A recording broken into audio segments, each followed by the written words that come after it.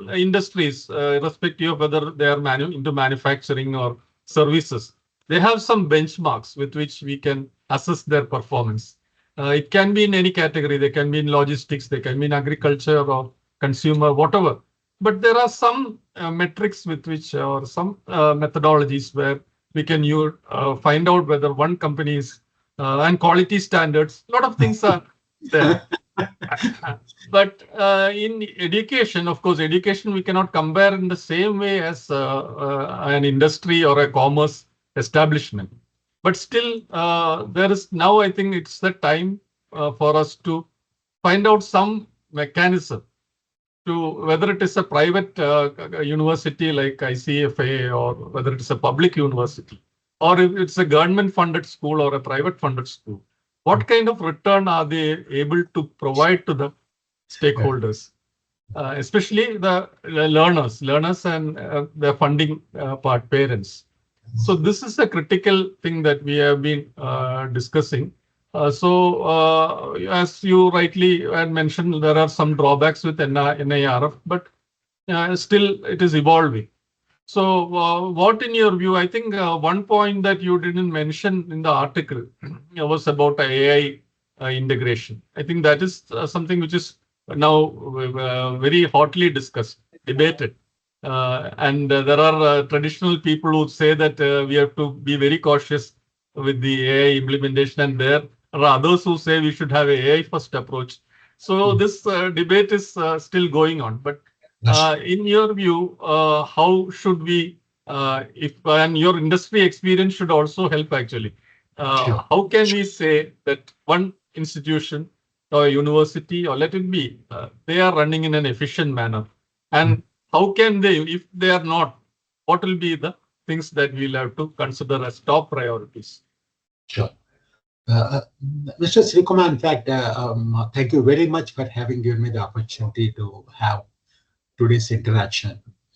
So you raised a lot of very relevant points. So starting with the education itself, and just as we are talking about the sustainability of the society, sustainability of the industry, the education is the foundation stone for anything what we do in life. In my view, education is there not to give a livelihood. It is there to give a life itself. Our entire life depends on the whatever we have studied. Because even though I have done my BTech 50 years back, but still that was the foundation for my entire the future of either in terms of my professional life or my personal life. The entire thing depends on that. So to that extent, yes, today the technologies, they are sort of, they are game changers. Like whether the AI, all the emerging technologies, they are all the game changers. And today as game changers, they are affecting our life. So in that process, yes, the education also gets affected. In the sense, like in fact, today, what I want to study, where I want to study, and how I want to study, and what will I do after studying it over into that. Will my studies be over only with the college and we goes on into that? And this entire thing, the today's technology is, is the driving force for that. So to that extent, not only just integration, it has to be part and parcel of the education. When we say integration, we say these two are two different, but now it is very closely intertwined with our life and intertwined with the education to that. So to start with, you rightly mentioned about the benchmarking, the quality benchmarking of the various sectors. I worked in IT industry for a long time. Very close quarters, I was involved, in transforming the banking during the Rangarajan committee when it came, in automating banks, I played a key role those days into that. So that way I have seen the manufacturing industry. I worked, in the BHL and various manufacturing companies. I worked, very closely with the finance, closely with the IT into that. Each of these industries, if you take, like each one of them, they have got some main stakeholders. The stakeholder demands, that govern how the industry works. Whereas if you take, the education is in sector. I don't, at this point of time, while some people call it as industry, it's unfair on our part to call it as an industry. It is a sector. As a sector, as far as the education sector is concerned, it has got multiple stakeholders. Maybe the primary stakeholder for that is the student. But at the same time, like in fact, so many other stakeholders are there. It is the parents that are funding the education. And it is the industry that is going to be giving a job to them. And it is going to be the society that is going to service into that. And the paradox between the difference between the other sectors and the education sector, all other sectors, the stakeholder, the primary stakeholder, you call it as a customer or client, knows what he or she wants. The paradox in the education is, here we are dealing with, the major stakeholder. He or she doesn't know what he wants. He just came to school, he came to college because parents have sent him. Isn't it? Don't you see that it is something very strange? When compared with any other sector, you take media sector also, what are your customers? Customer knows what he wants. But education perhaps is the only sector in the world where the stakeholder that whom we are trying to service doesn't know. All others know what is required of him, but he doesn't know. So to that extent, like that is the complexity of the kind of the sector. When we say you want to do benchmarking, you go straight to ask a student, how is the quality of education, what he or she says is only partial. He says small part into that. At the most, maybe he or she can sort of tell you about the infrastructure, some level of engagement, and a small little thing, how he or she did in the exams. That's all. Beyond that, nothing else into that. But the quality of that education is determined by one of the major stakeholders, that is the industry, whom he is employing into that. Similarly, particularly in the school education, maybe it is the teachers and also the parents that keep on monitoring all that to that. And as somebody grows and when they step into the industry and outside into the, it is the society that will say, yes, start with this guy good, and like not only in terms of job, in terms of the character, in terms of this thing. Because ultimately, good or bad, not only for education, for the entire personality and character, the responsibilities with the education. That's not the case with the other sectors. The other sector, they take the person as he is, as she is, or a sector as it is into that, but here it's not like that. So the expectations out of this education are also different into that. So coming into as far as the kind of technology is concerned, yes, no doubt technologies have been impacting the kind of society and industry. But the real game changer we have seen in the last few years has been the AI. As far as the artificial intelligence is concerned, coming from an IT industry, I can say that AI is not a very new technology. Technology is very old. But you would say something like, it's a old wine in new bottle. But the new bottles is the kind of, now the technology made it, affordable. Maybe something like, maybe 30, 40 years back, the AI that you are talking about, it was too expensive. To do a sort of a simple kind of calculation, it used to take months, years, and some even supercomputers. And because of that, the application was limited. What has changed from then until now, when we are talking of the ChatGPT, which got launched, 2 years back, is, now it's in the hands of everybody. It's able to address common problems. It is affordable. You don't require programming and all that into that. A common man can use it. So that's how, I think this technology now, when people are talking of, even though earlier it was there, earlier it used to be great technology, scientists, and in the labs they used to talk of the AI into that.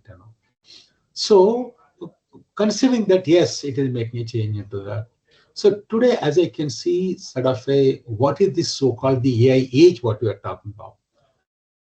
More than kind of a technology, more than all the jing bang of the words into that. The first thing, for a common man, the impact of this AI has been some of the routine jobs what a human being was doing. Now AI says, I can do it. Not only I can do it, the AI has demonstrated that can do that. But the only thing is it requires some training. And when once you give some training, yes, it can do sort of any of the routine jobs, what a human being, was able to do. Not only routine jobs. After that, put a small little logic and say that puts 2-3 conditions. Say that if ticket is available, early in the morning, book a ticket to Trivandrum, or otherwise, afternoon this one, or if the seat is available, like that. If I can give some conditions, it can take a decision there that it can book a ticket into that. But what is that AI cannot do? Because AI cannot create something new. AI cannot sort of solve certain critical kind of problems that are there into that. So the creativity, kind of a problem solving, and these are the ones AI cannot do it now.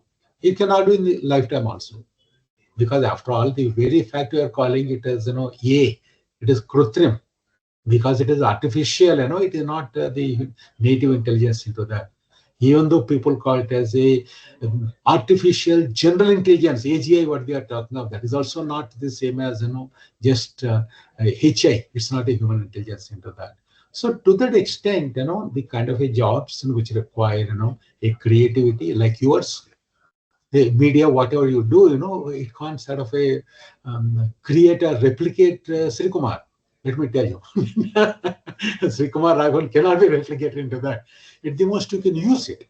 But then, your human touch, your creative touch, that has to be there into that.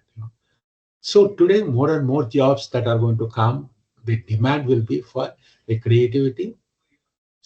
People call it as a critical thinking or a problem solving, putting them all together into that. And another thing what AI cannot do is, a feel and touch of people.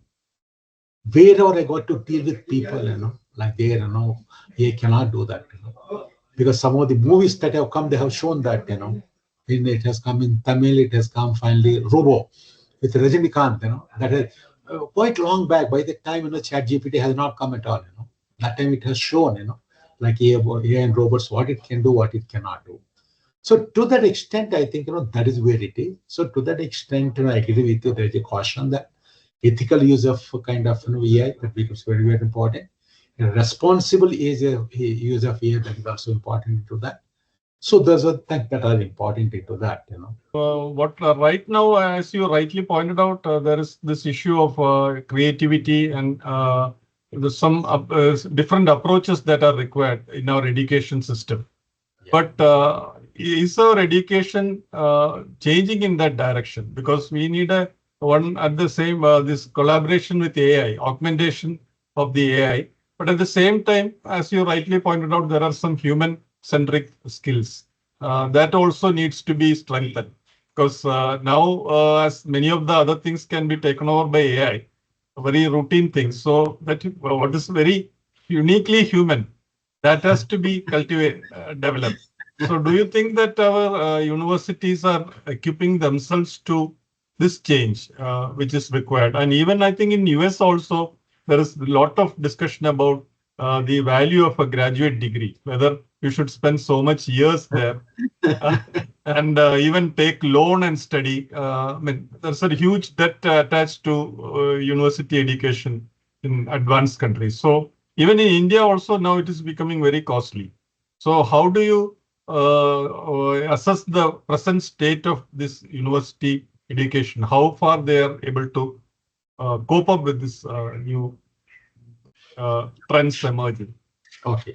So education, if you look at, as a process, like for times immemorial, education is a process where, there are, two people involved in the education.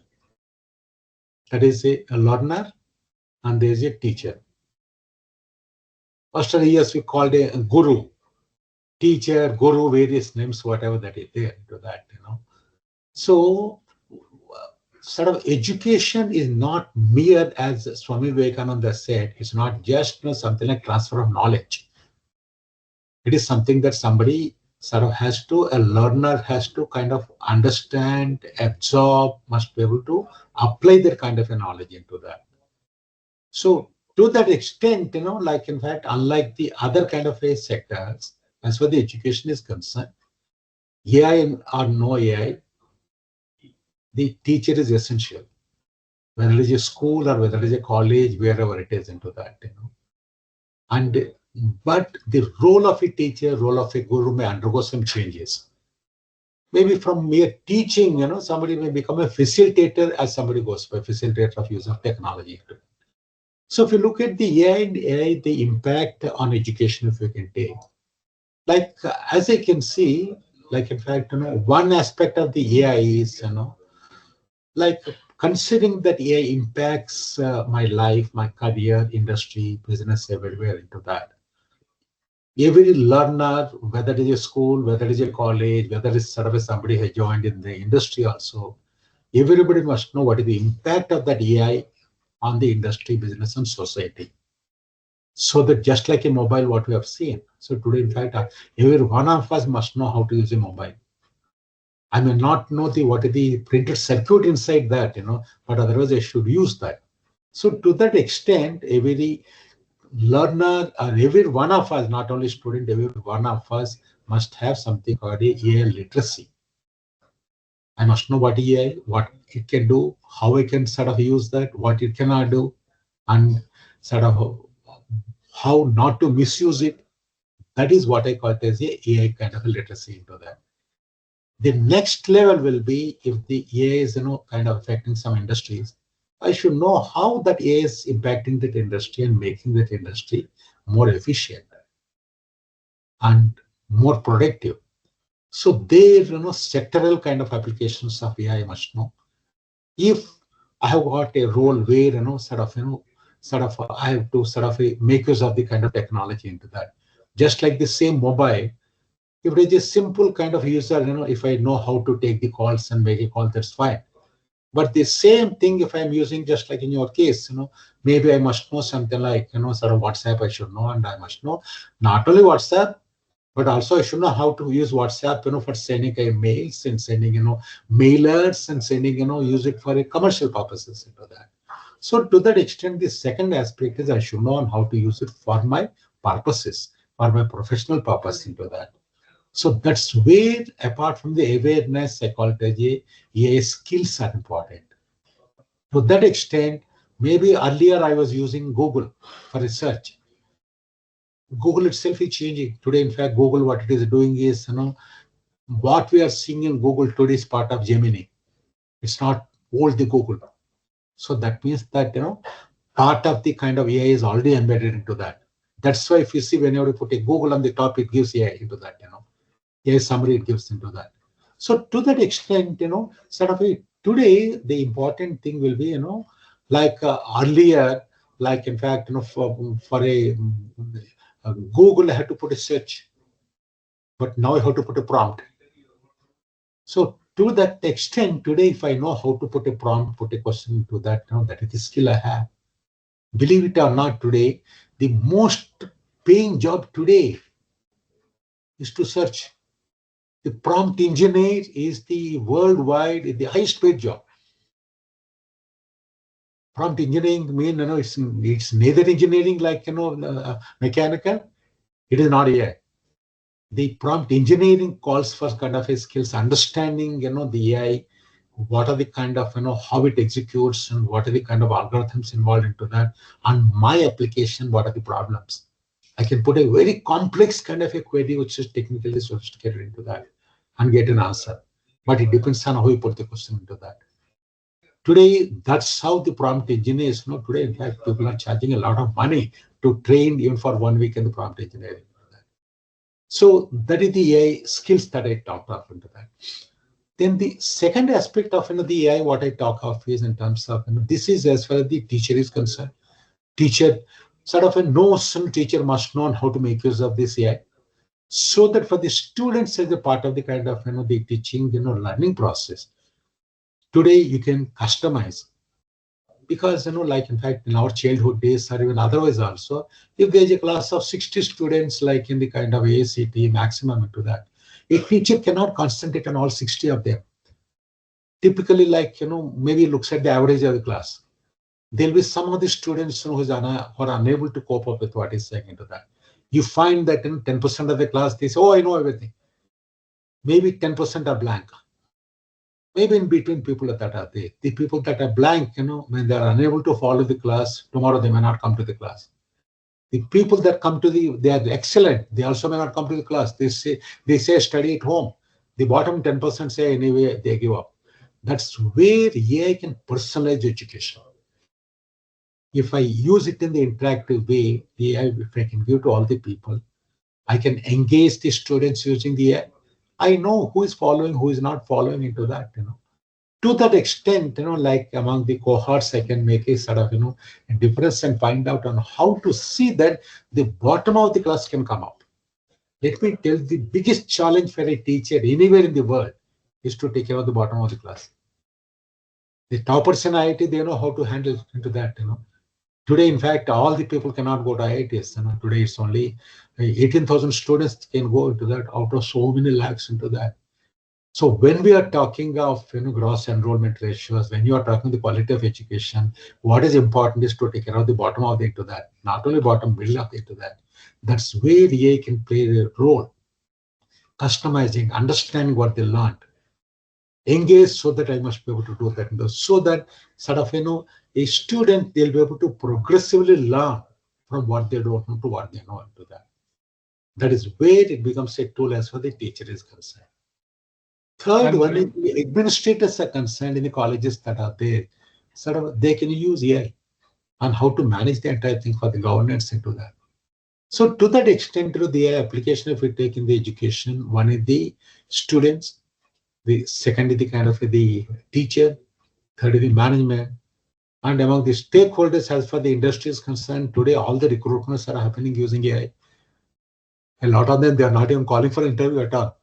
They see their, kind of they post wherever that is there into that, So, and so much so that today's students, like as you rightly put it, whether it is in US or anywhere else into that, people are questioning, do you require formal degrees?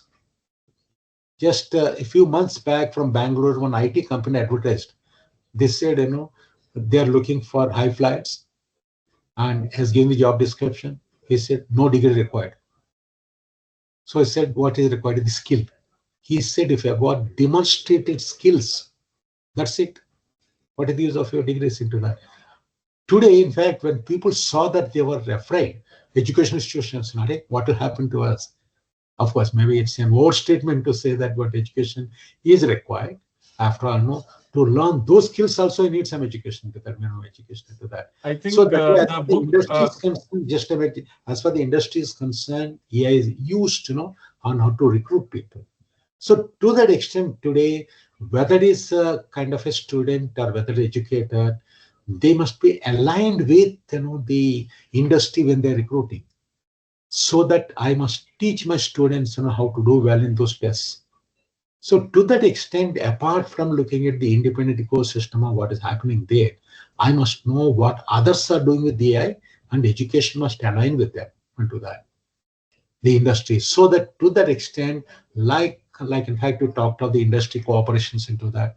So this is only one part recruitment. I must know what are the skills they are looking for. So this being the case, I need to cooperate and understand, what are the skills that are in demand so that I will impart those skills to my students. Not only that, today, knowledge can be imparted through teaching. Skills cannot be imparted through teaching. Skills require training. So to that extent, like, today, the education system that has been there mostly in terms of the knowledge dissemination.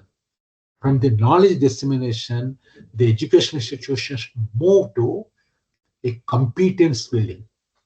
In the competence building, you have got knowledge, you've got skills. The third component that you have got is the kind of attitude and character into that. So the rest of the two, those are the ones where you can make use of the technology into that, where you can get some hands-on kind of a skills. And also today, in fact, sort of a personality testing tools are available. Today, in fact, increasingly like our own business school, at the entry level itself, we test them and see what are the kind of personality traits. Depending on that, we also determine as to how we can set up the kind of pathways for the education, not also in terms of the character building, any aberration that are there. because when they are with us, we can sort of try and take care of that and do that. So to that extent, I think, maybe we need to go with, some of the today various MOOC courses are there and various courses that are there. We must be using them to supplement it. And as you rightly put it, not only India, like until COVID came, even the Harvards and the Stanfords and MITs also, while they have been teaching technology, they never used technology as a part of this thing into that. Because the education sector has been the most conservative in using the technology for a long time. The COVID has changed the entire thing. That time the Harvard has admitted, Harvard professors have admitted, for the first time we are trying to experiment with the technology. So to that extent, let me tell you, not only India, this is the case all over the world, in the sense that after all, playing with the technology, understanding what it can do, what it cannot do, we are all going through the learning process. And in fact, yes, I don't say we have come on far, but we are moving. We are moving, but in fact, as our conversation progresses further, we'll look into what are the things that have to be done to make it as a mainstream. And there is a book, this book called The Death of the Human Capital, which talked about the dangers of going behind this credibility race, like getting in. It creates a kind of inflation where people have a lot of degrees with in their hands, but the opportunities are not there. So there should be, when these people are skilled in something, there should also be correspondingly some opportunities. And you rightly pointed out there are only 18,000 seats for IITs. So lakhs of people try for the same limited number of seats. Likewise, when they go out for employment, there also they face the same problem. They have only this limited opportunity. And in that framework, how can we fit our education in such a wonderful. It's a very nice question. See, when we talk of opportunities, the opportunities sectors and opportunities, they don't stay the same. When I was a child, that time the opportunities for somebody to work were different. When I was studying, when I have done BTech, the opportunities are different. Today they are different. Same thing. Today the opportunities for my children, my grandchildren, they're totally different. Should we say opportunities are not there? No. Opportunities are there, but they're different. The size is different, type is different. And the prerequisites to kind of leverage those opportunities are different into that. So if you take something like, for a long time, the opportunities that have been prevalent, whether in India or all over the world, they were all kind of labor-centric, service-centric. I can go do something, given a defined job, I do that, But now, when the technology is invading, today, like in fact, they are not very routine jobs. So every minute I'm under a challenge. So to that extent, my mindset has to change. So that is where, I look at two parts. One aspect is the kind of opportunities, apart from the service jobs. And in fact, let me tell you, my father, he was a teacher. He joined one kind of a school. He retired there, that's all. In my case, I have left, in between 3 or 4 jobs I changed. In the next generation, they change more jobs. But with the changes, every job and every this thing, the kind of opportunities are different. So not only that, like in fact, today, apart from that, a youngster, today he or she can be on his own. These opportunities, they were practically non-existent 50 years back. Those days, you need a lot of capital. You require a lot of money to do that. You could not think of otherwise. Today, the capital that is needed is only the human capital, idea capital. If the idea capital is there, today, in fact, there are people who are willing to fund it. There are degrees, in terms of, you go to Silicon Valley, maybe there are ready takers. You come to kind of Indian Silicon Valley, it's a little bit less. You come to Bangalore, but otherwise you take, like Bangalore is far ahead of so many other places in India as far as the startups are concerned. So many of them are AI startups there, technology startups that are there. So to that extent, today the opportunities are there, but the opportunities are there for those people that are willing to seize those opportunities. These opportunities are there for those people that are geared up to take these opportunities in terms of the kind of mindset, in terms of the skills and knowledge into that. If that is their set of opportunities are there today, in fact, so many these things, startups that are there, so many of them are making big into that. I think that is there into that. So then the kind of other thing that you were sort of inquiring was, on how to make it happen. As for the skill building is concerned as a part of the curriculum, over a period of time, our curriculum, was mostly knowledge bound, knowledge services bound. And, those kind of a curriculum, we are sort of cramming more knowledge into that. If it is a BTech, we expect that a mechanical, by the time somebody completes 4 years, we expect that the guy must be expert in mechanical. In these days, it's unthinkable. There's nothing like, even somebody who does PhD in mechanical also can't say is expert into that. Today's world, with so much of a knowledge, with so many things that are expected of the people, today the expectation is, nobody can be an expert in anything. But maybe you start with in the part of the graduation or something, you do specialize, take some interest, learn something more on one thing. Then after that, you need to have breadth of knowledge in multiple things. That is where something like a digital skills that you are talking about. So you need to have digital skills. When you say digital skills, not only AI, I must know what is cloud. I should know what is the data analytics. I should know what is, blockchain. Broadly, at least I should know, and what is that they can do to that. Similarly, I should also know some part of finance, because I make money. What will I do with that? I should know some part of medical and healthcare into that, and I should know something on politics, something on foreign. So this being the case these days, unlike in the past, I should know something a little bit depth, so that from there I can build on. And after that, I need to have breadth. That is where we call it the T-shaped kind of learning. The curriculums have to be today more T-shaped. In the sense, in one of them you can have some kind of a depth. Then they should learn a lot of things. Immediately the question that you or somebody will ask is, where is the time for me? The same 2 years, 4 semesters, how many things I learn? Typically, earlier, our curriculum used to be cast in iron in this sense. We used to have, like, in fact, if we look at any of the kind of courses that are there, 3 credits, 4 credits courses.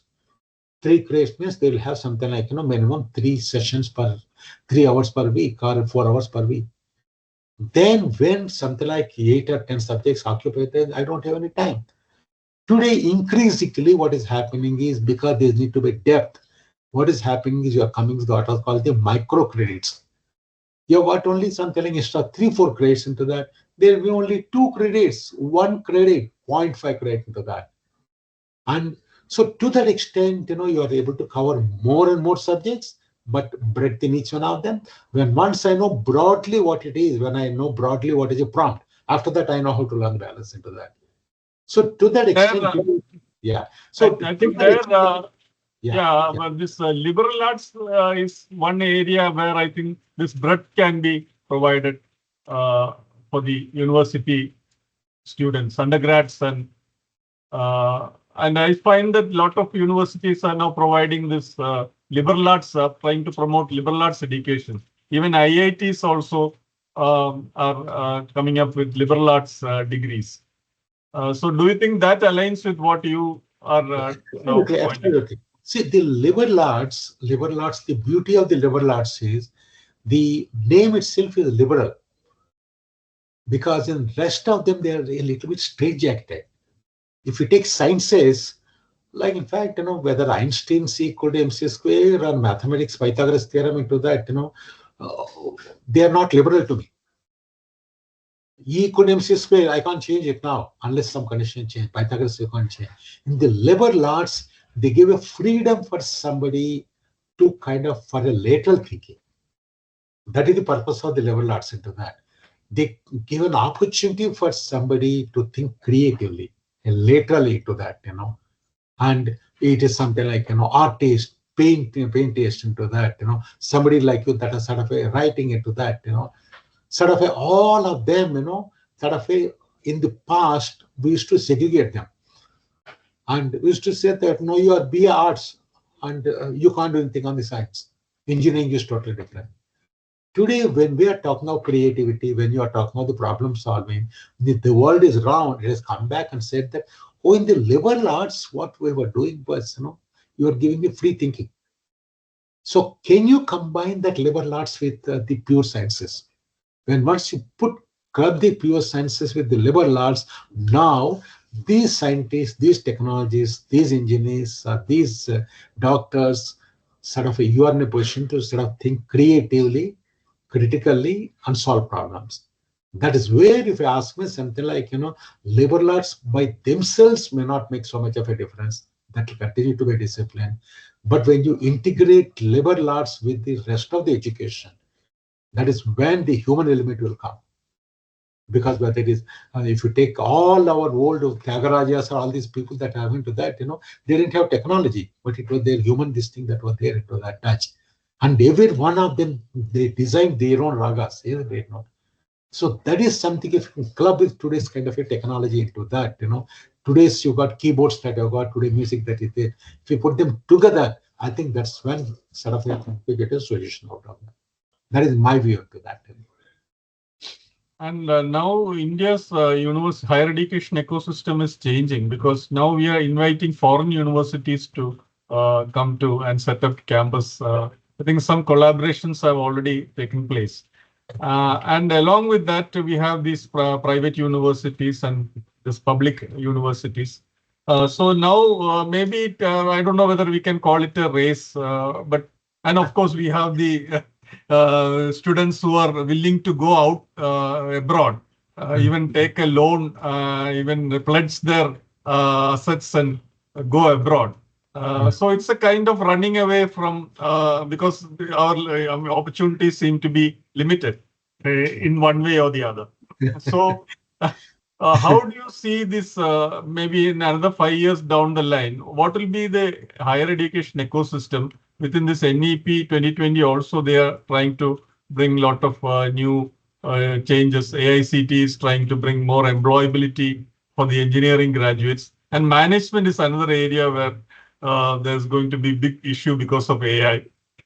So how do you think this new system, this ecosystem that is emerging with foreign universities also coming into the picture? So how do you foresee this higher education scenario in the coming 5 years or 10 years down the line? Yeah. So the NEP 2020, one of the areas of focus, has been the improving the quality of education. And to improve the quality of education, internationalization becomes essential.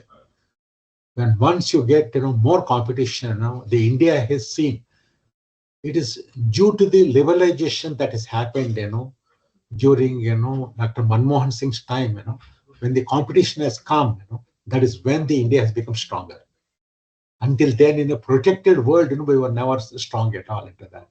Similarly, when the international kind of institutions, good quality institutions come, I think, that competition is going to be healthy. That is going to improve the competitiveness and quality of our Indian education. So far, to the best of my knowledge, I think, 15 foreign universities were approved. And initial expectation was, we thought that so many US universities, top 100 universities will come running. That was the expectation of the government and most of us. But if you see the 15, they are not from US. Out of them, 6 out of them are from Australia. I think 7 out of them, 7 from Australia, 6 from, UK. and one from Italy and one from US. From US, Illinois Institute of Technology has come. So, but it shows that after all, they are also good. I have traveled across Australia, I have traveled in UK, because the UK education system is one of the best in the world, no doubt at all. And UK education system is something similar to ours, or rather, we have inherited that.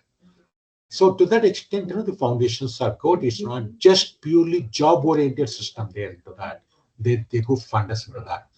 So they're coming into that, yes, considering that they are all good quality kind of institutions, and our benchmark will go up, and benchmark quality must go up and will go up, and it is going to be the survival of not only the fittest, it is going to be the survival of the smartest. The smarter the university, they are the ones. When I say smart, the fittest doesn't mean that somebody has got a lot of money resources, human this thing into that. But somebody smart is the one that is intelligent, that is kind of a forward looking, that is able to integrate technology into their systems. They are the ones that will run the roast into that. So to that extent, foreign universities coming is good. The benchmarking wise, it is good. And like out of these, if I remember right, I think 3 of them are already operational. 2 of them are operational from the Gift City, and 1 of them is from the Gurgaon. And so far, the trend what we have seen is they are offering some of the latest courses. There are courses and things like data analytics and cybersecurity and fintech, that kind of courses.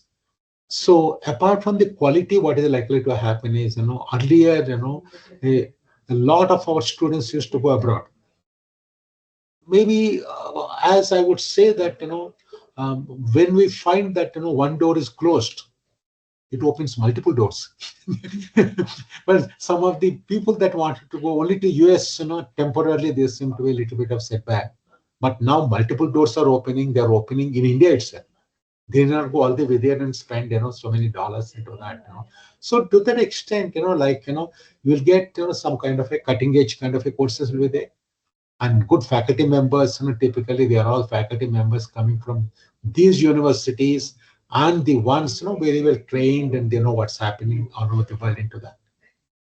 And because they come to India, like in fact the education, sort of we will not sort of sacrifice our values and our own kind of way of learning here. The social kind of systems continue the same, and with that we can get the best of both worlds into that. So to that extent, I think they're coming in is, I think, definitely good. But then talking in terms of the benchmarking and how to kind of see that we excel into that. So you also mentioned in the beginning or some time back, also you talked about the various rankings and ratings, because the rankings, ratings, they're all the kind of interventions that are used by various governments, not only India, at a policy level on how to improve the quality of education across the country. So if you see in India historically, we had multiple regulators, multiplicity of regulation. The school education is totally into the state domain. But as far the kind of higher education is concerned, we've got too many fathers that are there. There, while UGC is overarching, where in terms of the university level, they're supposed to maintain, the minimum quality standards, and sort of, and also the deemed university, they come under directly on their purview. Otherwise, they are all going through the state kind of a legislation. Then we have got, sector-wise, in the discipline-wise councils, like the AICTE for the technical education. Initially, it was technical education, meant was for engineering and technology programs. Later, management came into that. Initially, it was MBA. Now BBA is there, BCA is there, MCA is there. Like them, we have got the other discipline kind of a council, like pharmacy and nursing and medicine, that kind of a thing. Then, apart from that, AICTE and all these councils, they give approvals, on a year-to-year basis. A new program that you want to launch, they call it a program in the US terminology. Some of us, a common man, calls it a course. So BTech is a program for them, or a course. For these kind of a programs, every year you have to take approval or a renewal. Then we have got, right now, 2 rating agencies. One is a NAC. They do the kind of a rating at the university level. There is another one called the NBA. They do the rating at the course or program level. And this is only for the kind of a technical institutions because they are governed by that Washington Accord. Then we have got one ranking agency called NIRF. The NIRF, they look at the institutions and discipline, the school. They don't go into the programs. So here you've got multiplicity of kind of rating and ranking agencies, but they are not integrated. And as people say that everybody has to apply for all of them. Too much of efforts. And sometimes common data, sometimes different data. Not only that, the data is defined differently everywhere to that. If you take something like faculty members, some places I can put adjunct faculty, some places I can't put. And sort of in some places, if you talk, maybe with regard to the publications, in the NIRF, they say it must be Scopus or Web of Sciences. In NAC, that's not must. So to that extent, today, like in fact, it's a little bit kind of islands that are there, and there is a need to integrate them. So that when we do the integration, we should look at all the parameters that are relevant for the stakeholders. As we have seen in my earlier article, like each one of them, they are looking at one part of the kind of human being. Because just like today, I go to a doctor, a hospital, they divide me into parts. Cardiologist separately, dermatologist separately. But today we got to look at human being as one. So to that extent, I think these rating and ranking agencies must look at the education institution as a whole and see what various stakeholders are expecting from them. A student, parent, recruiters, society, all of them into that. And today it's all kind of a piecemeal into that. We need to identify those kind of a parameters and have a common parameters into that.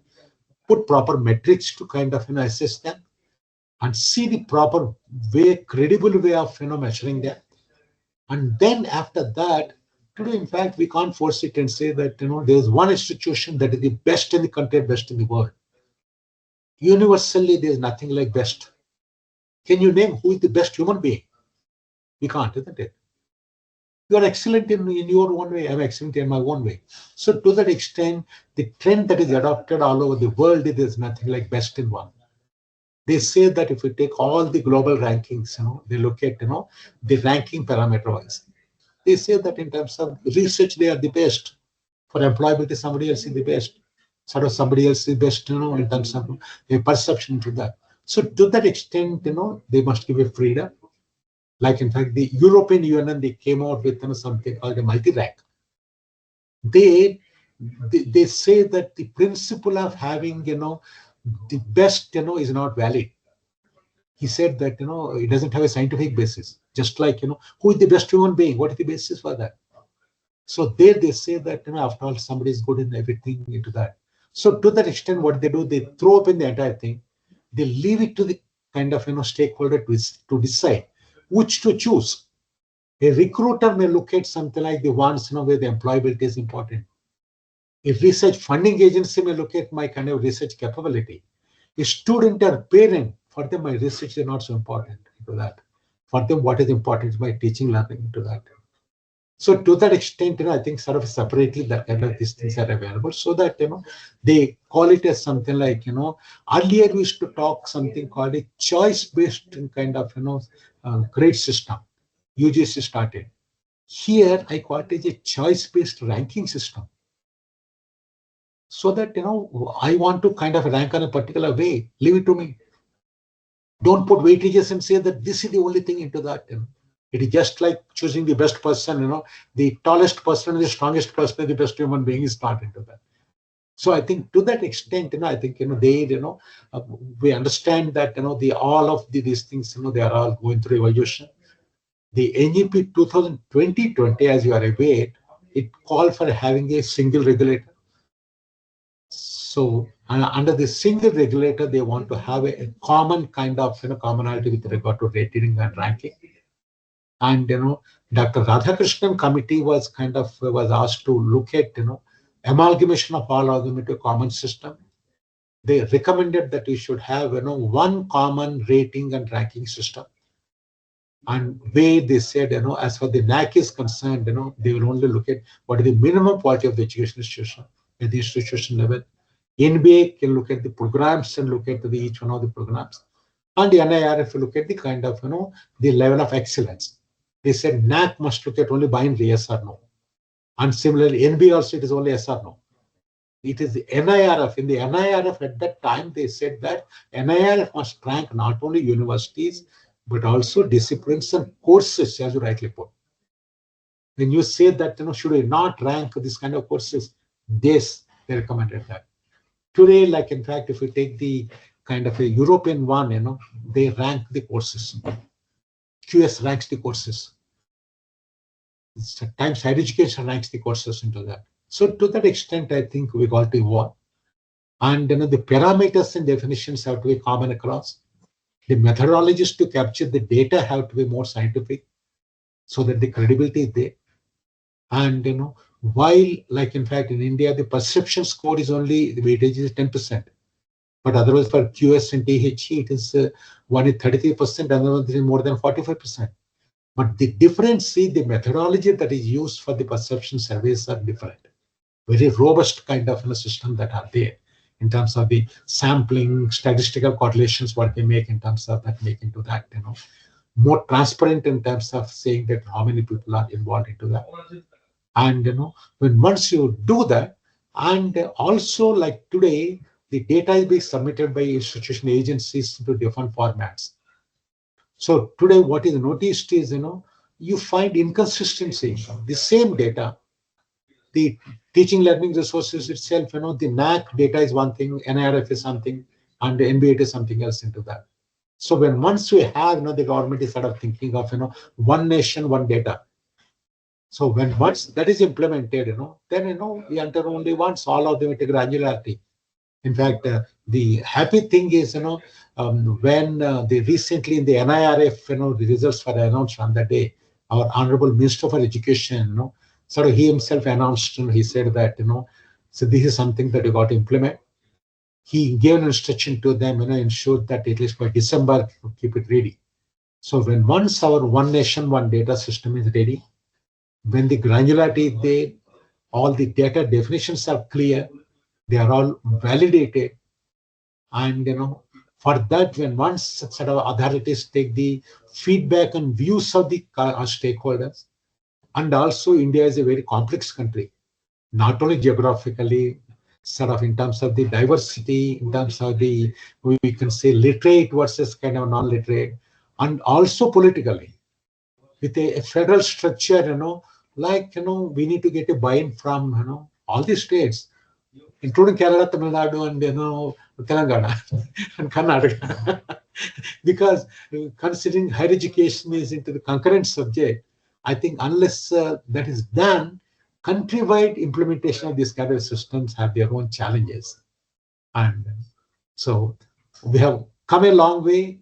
I would say that we have a long way to go. But as you can see, we are on the right path. I think these are my views. And if you want anything else. Yeah, so I think we'll conclude with your vision for ICFA group. So if I ask you in a very simple way, like what will be the USP of this ICFA group in all the areas that you are working, whether it is in management, education, or liberal arts, or whatever? What will be your USP, and what is the message that you want to convey to the main stakeholder? That is the So, parent as well. Yeah. To all our stakeholders into the society, like we are a values-based institution, ICFAI. We are sort of more than 40 years old, and we are only into education and education and education. We are not into industry or anywhere else into that. And we are values-based kind of this thing into that. And our dictum has been, our promoter, late NG Yashashvi, when he started off, he said, the most important thing is sort of a meritum ethicus. He said, for the education, what is required is merit and ethics. Both of them are important. So as a group, we abide by the same thing. sort of we don't believe, and for us education not business, not industry. Education is a kind of a sacred kind of this thing, duty that the society has given an opportunity to us, and we want to create professionals and groom professionals into sort of a competent professionals with values. So we got to have competent professionals, and they should have the relevant knowledge, skills, and attitudes and character. And unless they have got good values and character, I think we believe sort of the professional kind of success and happiness, personal happiness depends on that. No amount of money will make somebody personally kind of happy. So to that extent, the mathematics grooming our students into competent professionals with values. In whatever field they are into that, they should be excellent in that field, but at the same time with the human touch, so that they can serve the society. And we believe that we should give a good human capital to the society. You mentioned about the return on investment. When you talk about return on investment, like for a student in the short term, when somebody gets a good job with a good salary, for a parent or student, they think they got the return. But all over the world, that is not accepted as a return on investment from the education. Because like if you look at the global rankings, when they do that, they see the impact of the kind of higher education lasts anywhere between 5 to 10 years. When they rank the institution, what they look at is, they see in India, we look at immediate campus placement. There they look at a certain student that graduated from there. What is the career growth in 5 years after that? Like, in fact, if you take all our IIT alumni that have passed out into that, yes, ultimately the greatness of the institution is not the job what I got immediately after passing out. After 5 years, after 10 years today, if I am into that, I think that is the contribution of education into that. That is way when you talk about the return on investment, it is not a short term.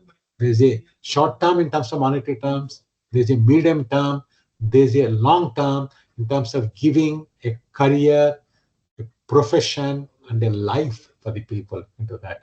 That is a return. And the other return, that this is economic return, when you talk of money, is from the economic return. The same economic terms for the society in the country is when you create a human capital, human capital, they are competent, tech savvy, as rightly put with the AI integrated into that. If you create a very efficient kind of human capital, that is the kind of asset of the society and the country. If India has to become Viksit Bharat, what we require is a human capital, with that kind of a competence and the values, a traditional Indian values, and kind of the competence, as per the global standards into that. If you ask me, that is the return investment, from any technology that we talk of into that. And that is you mentioned about the sustainability of education, and that is a sustainable education. Sustainable education, the one that produces, a human talent and a human kind of, capital, which is sustainable, which can give sustainable growth to the country and to the people. That's what. So that's a very positive thing that you have shared with us, and also your interventions in the education sector through your articles. I think you are doing a great service to the nation, because there are so many areas where we still need to make a lot of improvements. And the small nudges you make through your speeches or articles, I think they serve that purpose. So today we just wanted a small interaction with you basically on the sustainability issue. And I think you have said rightly that what is the ultimate measure of sustainability is that human capital. Yes, that's nothing else.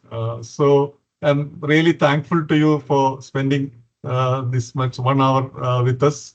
And we are sure we can continue to collaborate. We continue to work with a lot of organizations, universities, to bring qualitative changes in education. So we'll be glad to associate with ICFAI also.